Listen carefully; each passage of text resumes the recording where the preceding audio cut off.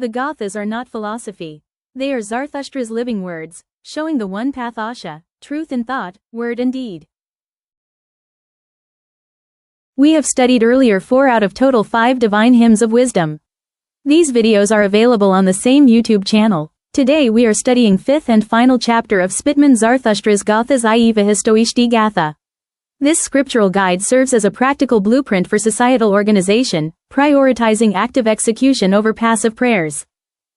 Hence, Parsis of India must stop treating the Gathas as passive resistance with immediate effect and enact them as active social policies, not only for arresting decline in their numbers, but to educate Parsis its valuable messages of morality, ethics and ideals of Zoroastrianism. After knowing the true concepts of Pagambar Zarathustra's Gathas and sincerely enacting on it, there would be no distress, no dispute, no differences of opinions, no institutional friction, no governance stalemate and no administrative gridlock in Parsi community of India. By following hymns of wisdom through Gathas, Parsi community will not only survive but thrive by engineering their own revival. The Parsi community in India faces a critical bottleneck, driven by demographic collapse, institutional distress, and deepening ideological divides. The roadmap to resolve this crisis is embedded in a 3,700-year-old text, Zarathustra's Vahistoishti Gatha.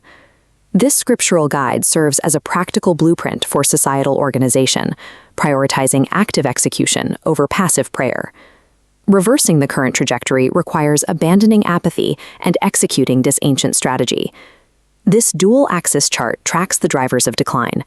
As Parsi population drops, average marriage age rises, directly reducing the fertility window. Where these lines intersect, the math becomes unsustainable. Delayed marriages and low birth rates compound to create a permanent population deficit. The 53rd chapter of the Gathas, the Vahistoishti, addresses this social reality directly. Zarathustra composed this text specifically for his youngest daughter, Porusta, on her wedding day. The text counsels conscious marriage grounded in mutual respect and the shared pursuit of truth, or Asha. Adopting this model of equal, committed partnership targets the specific demographic factors currently driving the community toward extinction. Parsi legacy is built on a pioneering role in India's hospitals, schools, and charitable trusts. Today, that legacy is stalled by institutional distress and infighting.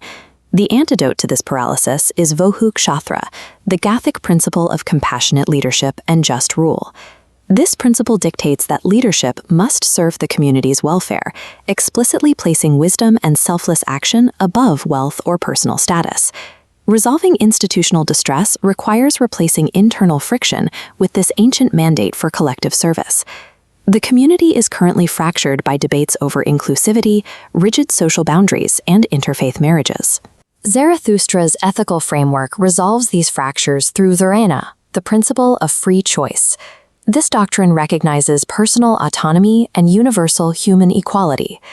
This Gothic mandate for free choice operates on the same ethical foundations as the secular rights of liberty and equality provided by the modern state. Survival in the 21st century requires the community to practice mutual interdependence rather than rigid exclusion. Gothic ethics follow a specific psychological progression. Good thoughts and good words are only validated when they culminate in concrete deeds that improve the world. Passive ritual and isolation cannot protect the community from demographic and institutional collapse. To survive, the Parsi community must translate the Vahistoishti Gatha into an active strategy, marry consciously, lead with wisdom, and embrace universal equality. Zarathustra composed this specific Gatha for the wedding of his daughter Poruchista, deliberately framing domestic and social participation as an equal partnership.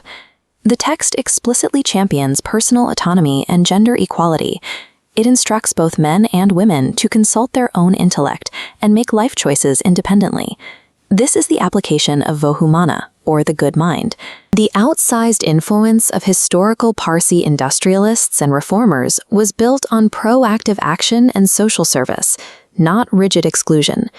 To ensure their survival, the Parsi community must stop treating the Gathas as passive recitations and enact them as active social policies to engineer their own revival.